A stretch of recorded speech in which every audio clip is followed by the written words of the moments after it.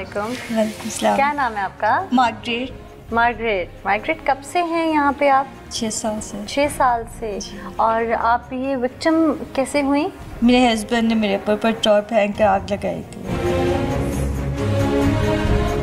Husband ने? जी। आपकी शादी को कितनी देर हुई थी? 1 साल। और बच्चे? एक बेटा है। एक बेटा है आपका? जी। क्यों हस्बैंड ने ऐसा क्यों किया?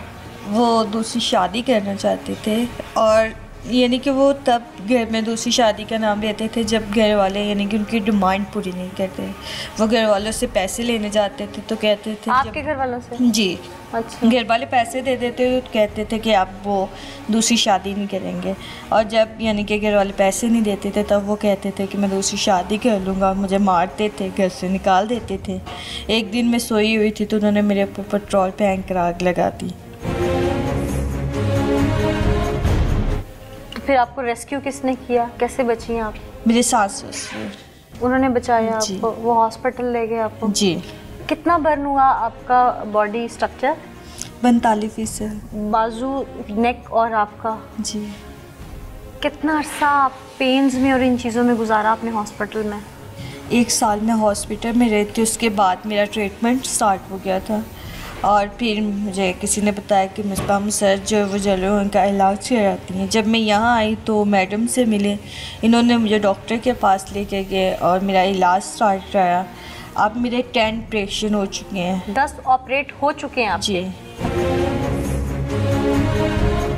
अच्छा। और मैंने फिर यहाँ पे ट्रेनिंग ली और मैं जॉब कर रही हूँ। आपका बेटा भी आपके साथ है? जी। वो आपको रिकग्नाइज करता है, पहचानता है? नहीं, उसे तो पता भी नहीं कि मैं उसकी मामा हूँ। क्यों?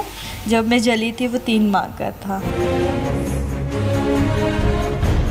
तो जलने के बाद मेरी बहन और मेरी मामा ने उसकी केयर की, तो अब वो मेरी मामा को मामा कहता है। आपको नहीं कहता? आपके दिल में आस तो होती है कि वो मुझे भी माँ है। और वो आपका सफाक शौहर? वो जेल में। अभी भी जेल में? केस आप फाइट कर रही हैं? जी। मुद्दई आप खुद हैं केस की? जी। अल्लाह पाक आपको और हिम्मत दे, आप अपने बच्चे के लिए ज़िंदगी जी सकें और आपको जल्द से जल्द सेहतयाबी मिले। मैं यहाँ यही कहूँगी कि ऐसे दरिंदों को, ऐसे हैवानों को जो कहने को तो आपकी ज़िंदगी की प्रोटेक्शन है, आपका शौहर है, लेकिन वो आपकी पूरी ज़िंदगी मसक कर दे, मसल दे, आपको जीने का हक न दे, और सिर्फ बज़ाहिर ही नहीं, इस तरह से आपसे ज़िंदगी छीने कि आप पल पल ख़ुद मौत मांगें और रब की ज़ात से गिड़गिड़ाएं कि बस अब मैं नहीं रह सकती। इस हद तक, इस नहज तक आपको ले आए। ऐसे जानवरों के लिए, वो इंसान नहीं, मैं तो जानवर कहूँगी, ऐसे जानवरों के लिए अगर कानून सख्त हैं तो इनकी अमेंडमेंट इस हद तक मज़ीद हो जाए इनके अंदर कि कड़ी से कड़ी सज़ाएं मिलने में उन्हें कोई कसर बाकी ना रहे। अगर कानून की इम्प्लीमेंटेशन में कहीं वीकनेस है तो उन लोगों को या उन अरबाब इख्तियार या मुकन्ना साजी में जहाँ जहाँ कमियाँ हैं या इम्प्लीमेंटेशन में कहीं वीकनेस वो लोग पैदा करते हैं, तो उन लोगों को ज़रूर उसके बीच में से दीवार बनने से निकाला जाए ताकि हम मसाल रकम कर सकें, ताकि कोई और मार्गरेट कहीं और मुतासर ना हो सके। खुदारा मेरी तो यही अपील है कि इसे भी कड़ी से कड़ी सज़ा दीजिएगा जिसने मार्गरेट के साथ ये सब कुछ किया। अस्सलाम वालेकुम। वालेकुम सलाम। क्या नाम है आपका? मेरा नाम परवीन है। परवीन, आपका डैमेज हुआ फेस ये हस्बैंड ने किया है। कैसे? मैं ड्यूटी पे जा रही थी, मैं पेशेंट केयर की ड्यूटी करती थी। अच्छा। सुबह 7 बजे 2010 की बात है। तो उसने शादी की हुई थी बाहर, तो वो कह रहा था मैंने इधर आना है। मैंने कहा आपका कोई काम नहीं, आप इधर आए कि मैं बच्चे पा रही हूँ, आप नहीं आ सकते। तो वो रिक्शे में चुप कर एकदम निकला और जेब में डाला हुआ था तेज़ाब और टोका डाला हुआ था। तो जब मैं भागी तो मैं गिर गई, तो उसने मेरे ऊपर तेज़ाब फेंका। मेरी टांग जली हुई है, टोके मारे मैं टांगों पे। अच्छा जी, ये देखें आप। बस ये दोनों टांगों पे टोके मारे हुए। मैं गिर गई थी, बेहोश हो गई। फिर एक कोई मोहल्ले का आदमी जा रहा था, फिर उसने मेरे घर बताया कि वो आपकी बेटी वहाँ पे गिरी हुई है। फिर उन्होंने गाड़ी मंगवाई, मैं सर्विस हॉस्पिटल मुझे ले गई। मैं बेहोश थी, मुझे कुछ पता नहीं था। तो इस साइड से आपका फेस डैमेज हुआ और टांग और टांगे दोनों कटी हुई हैं। अच्छा जी। आपके शौहर के खिलाफ कोई लीगल कार्रवाई हुई? हाँ जी, वो करवाई है मैंने। अब जेल में है वो? जेल में डेथ हो गई है। डेथ हो गई? हाँ जी, 2 साल हो गए हैं। मैंने उसको उम्र कैद करवाई थी। चलें, ये तो अच्छी बात है कि उम्र कैद, अगर हमने सुना है एसिड बर्न के पेशेंट्स के हवाले से कि ये सज़ा होती है उन एक्यूज्ड के लिए जो इनको बर्न करते हैं, तो एक तो मिसाल चले सामने है, अगर वो अपनी तबई मौत से जेल में ही उसकी डेथ हुई है तो वो उम्र कैद में था, लॉ की इम्प्लीमेंटेशन हुई। आगे एक और भी हमारे साथ विक्टिम मौजूद हैं। अस्सलाम वालेकुम। वालेकुम अस्सलाम। क्या नाम है आपका? है ना, आप तो माशाल्लाह बहुत प्यारी हैं। आपको बाजू बर्न हुए हैं आपके, मैं देख रही हूँ। नहीं, मेरा तकरीबन 25 to 30% बर्न था। मेरा फेस भी था, बैक भी थी। अच्छा, अब तो फेस पे आपके वहाँ कुछ भी नहीं लगता कि कुछ हुआ है?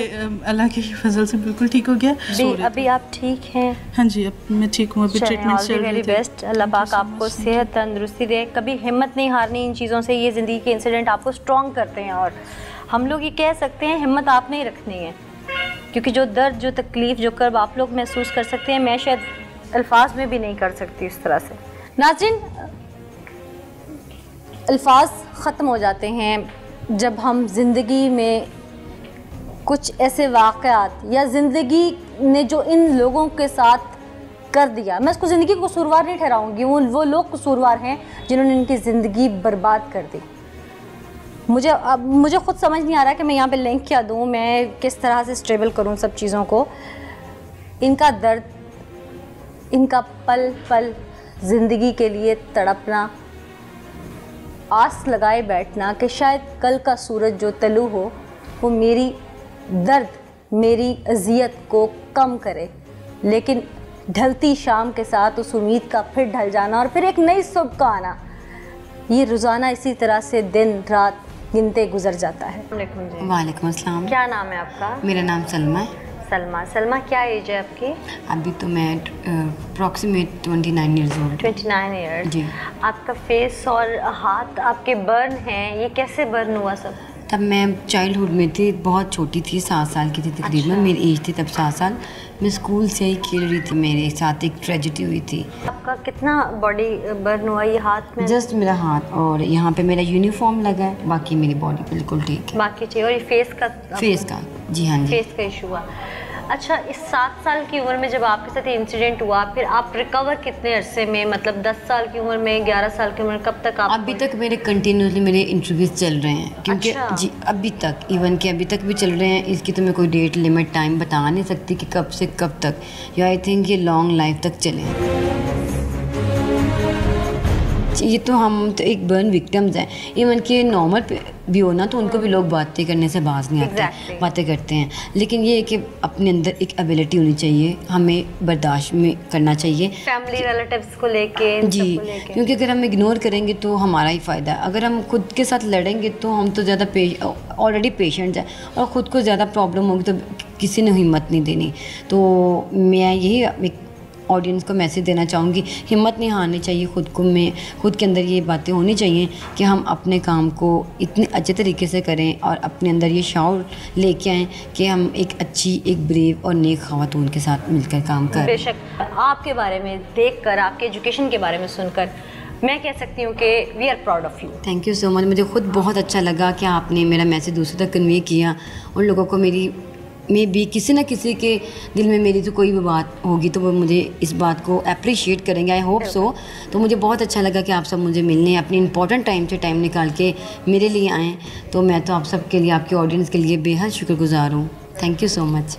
नाज़रीन, बहुत आसान है ज़िंदगी के साथ किसी की खेल जाना, और बहुत मुश्किल है फिर उसका बाकी तमाम ज़िंदगियों में अपने आप को नॉर्मल ज़िंदगी बनाकर चलना।